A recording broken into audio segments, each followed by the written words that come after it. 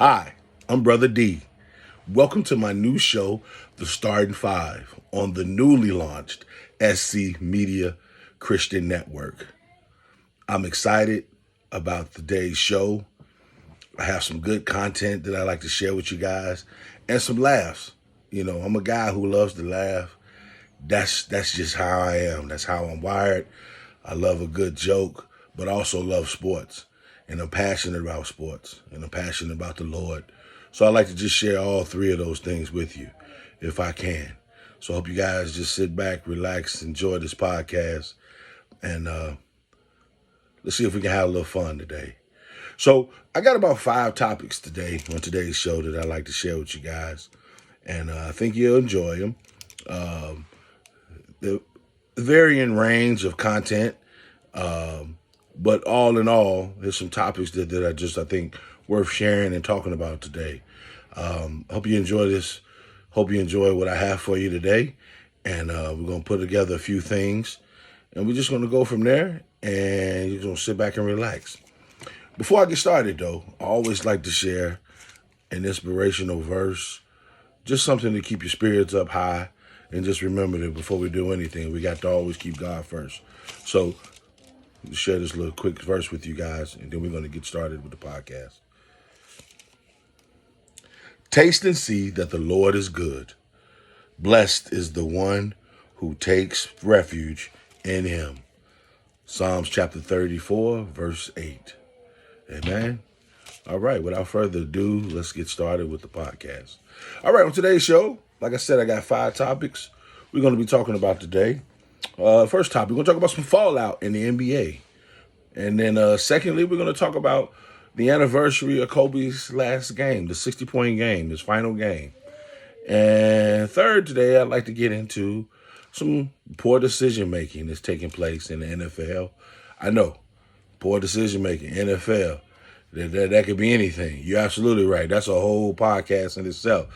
But I got a specific guy in particular I like to talk about who, in my opinion, really made a poor choice decision this weekend. And fourth, we'd like to get into sports withdrawal. How you dealing with it? How you making it? I mean, don't get me wrong. I know we going to live, but still, it's tough. If you're a sports fan like myself, this is hard, man. You know, this is hard. I mean, there's only so many 93 finals you can watch. Like, I look at the whole thing. That's just too much. You can only watch so many of them throwback games. It's too much.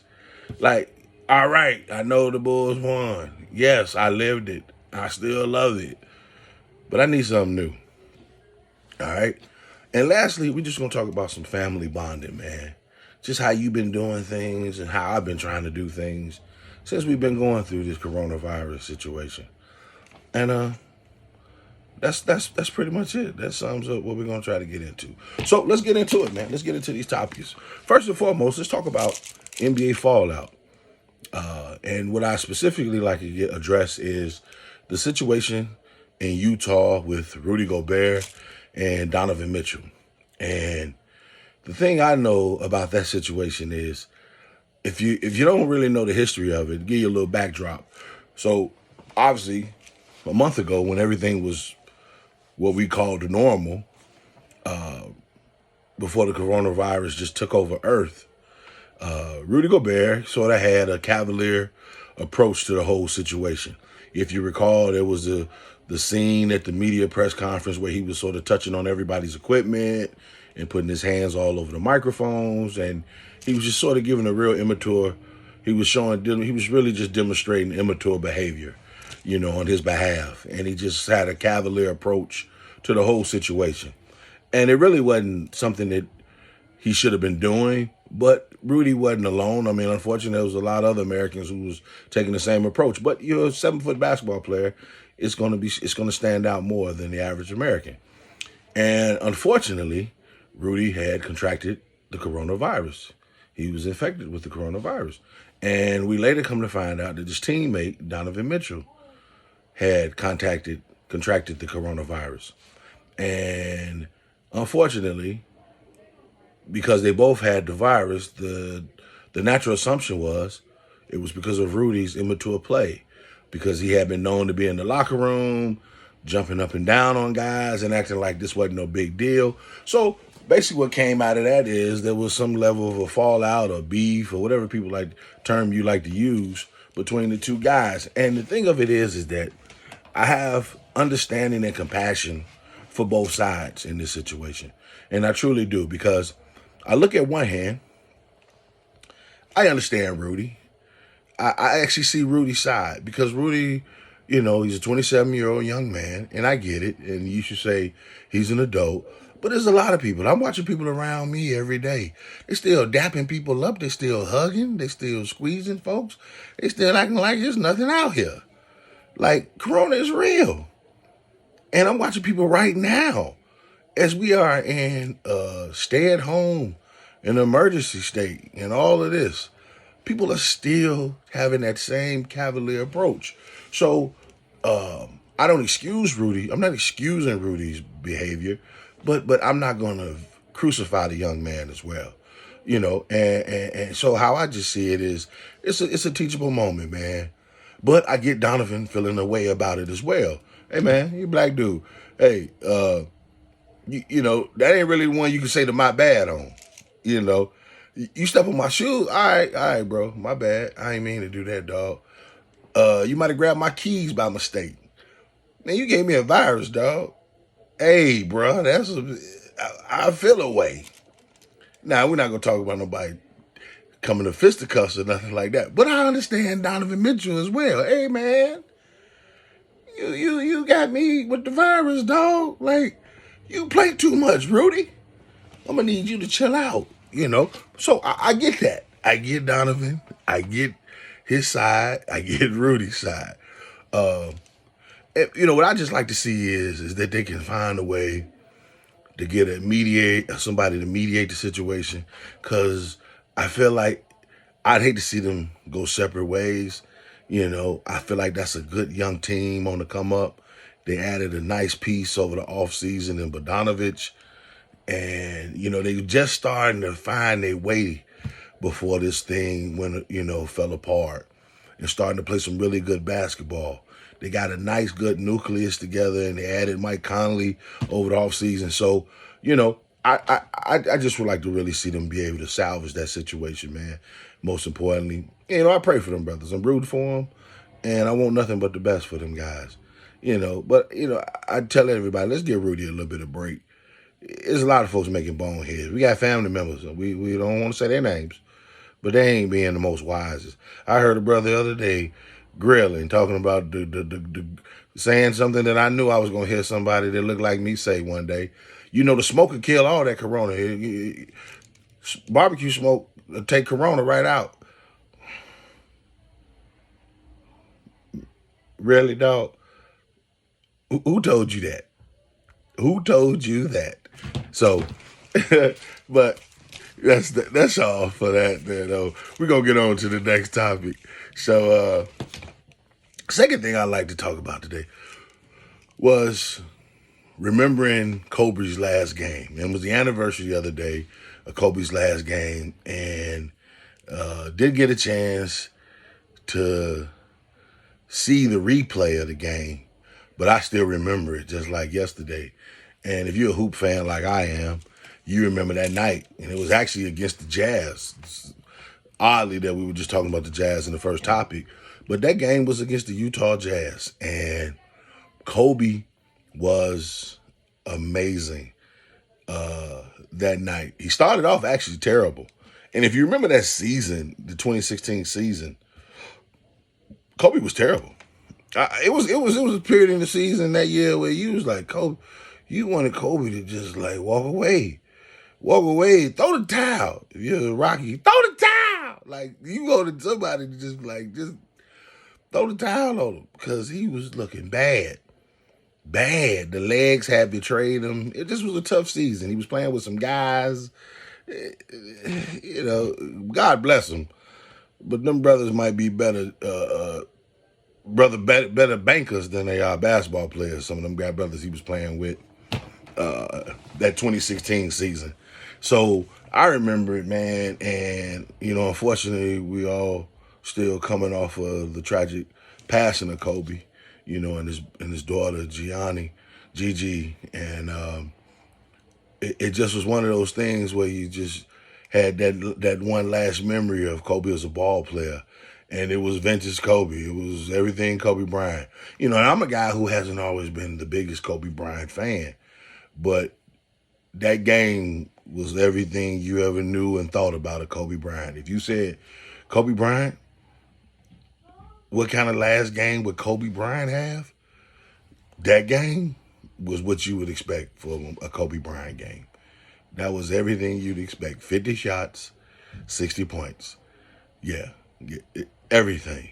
And you just think about it, that's pretty cool to go out. And then he had a chance to talk to the fans, and it was in the Staples Center, and he had a chance to address all the people and everybody that came out that night, and he was able to get the victory, and he had 60, and he was able to hit him with the Mamba out.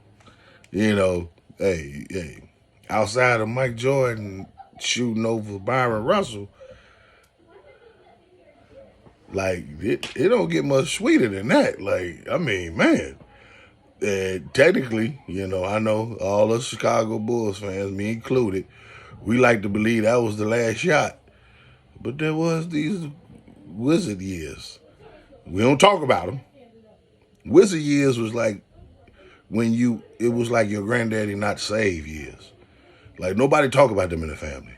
We only know granddaddy is loving the Lord and being the patriarch. We don't talk about what he want to say. That's how we treat the Jordan. That's how we treat the Jordan Wizard years. We don't talk about that, dog. All granddaddy saved. That's all we know. So, but that was just a memorable time that I just never will forget. 60 points, last game. Kobe Bean, Mamba out. All right. So we're going to go on to the next topic here. Topic number 3 I want to get into: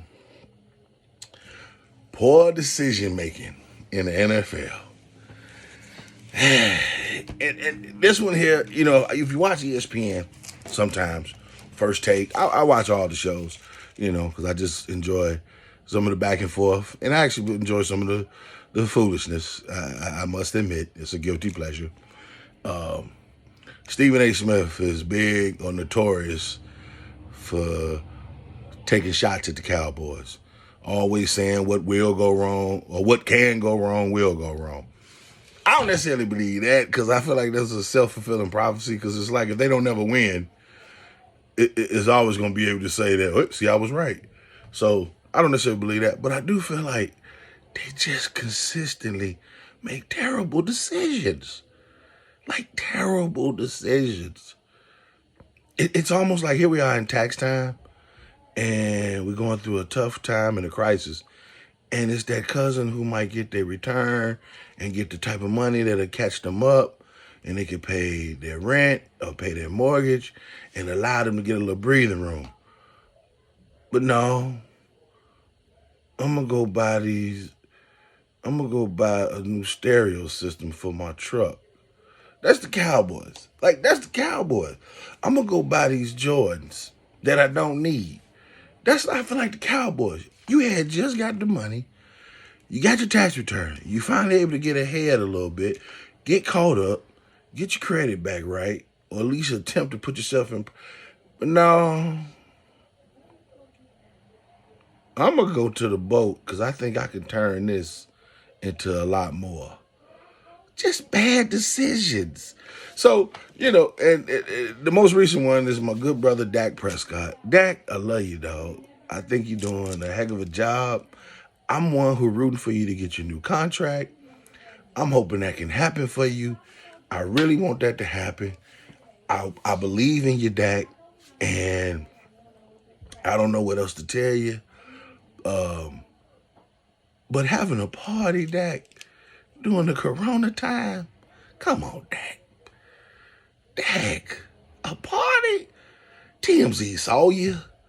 You had, and don't be that person trying to be hitting them with the technicalities, Dak. Don't try to hit people with technicalities. Well, I really only had like 12. I think they said, come on, Dad, come on, man. Come on now.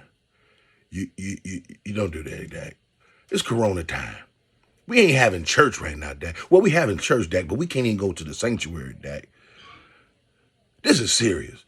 Never in my lifetime that I ever thought I'd see the day where you couldn't go to church. You having church, we having church, my wife and our children, we having it at home. But what I'm saying is, you can't go to the sanctuary. So this is serious, Dak. You know better than that. Don't disappoint your mama and your daddy like that, man. And then you hanging with Zeke. And I'm gonna say this real quick. You know who Zeke is, everybody. If you grew up in a church like me, there was a couple boys always in their church. It was a little rough. And your granddaddy or your grandmother or your mother and father, you be like, hey, don't hang around that boy. That boy get in trouble. That boy get in a lot of trouble. That's Zeke. Zeke is that boy at your church where your grandmama told, don't hang around him. That boy get you in, he gonna get you in trouble. You don't want to get in no trouble, do you? Don't hang around that boy. so that's who Zeke is. We still love Brother Zeke. But Zeke is that dude. That's who he is. That's the last brother you want to hang around. And you having a party. It's like, that was the perfect bow on the whole situation. You had that party and you was Zeke. So, that just summed it up. Dak, let's do better, brother. I know you can be better. Let's do better. I love you, Zach. Come on, man. Let's get it together, brother. All right. And we're going to hit, we're going to go to a little sports withdrawal. We're going to wrap it up because I'm pretty pressed for time. So I'm going to have to hit these last two sort of quick here. Sports withdrawal. I'm going through it, man. I'm going through it. Like I told you, you can only watch, replay, and highlight. These throwback games are like, what these games are like to me. It's like candlelight. That's why I equate it to. You had candlelight dinner with your wife. Man, that's dope. It's romantic. She feeling it, you feeling it. She looking at you a certain way, you looking at her a certain way. Watch out now. But candlelight is only dope because it was a choice. Because you also know that at any given time, you can turn the lights on. But if it's candlelight every night, every day, I don't want no candlelight no more. My head hurt. I need a new prescription for my glasses. My contacts ain't right. I'm getting I'm getting frustrated. I'm going crazy. Candlelight is only nice when it's a choice. Remember that. Candlelight need to be a choice. And lastly, let's talk about some family bonding, man. Since we're going through this coronavirus, I still have to work, my day to day. But my wife is home with the kids, and we got my niece and nephew with us right now. So they constantly doing activities. But when we come home, when I get home, I try to watch some movies, and we try to just play some card games, whether it be Uno, stuff that's Christian appropriate, But and then we just take rides, man. Like we done turned into like a senior couple. We pack the kids up and we go ride through the city and just look at sights like we never lived here all our life. But hey, what you gonna do, man? Coronavirus. Ain't like you could be out here kicking it. So you just got to get in the car and ride until you can see enough sights of the city and stop somewhere and get somebody's pizza and come on home. Hey, that's Saturday night. That's a great time, brother. That's a time on the city right now. Out in the car, riding, sightseeing, get pizza on the way home. Come on. Can't ask for much more. Well, that's today's show, guys. I hope you guys enjoyed this podcast.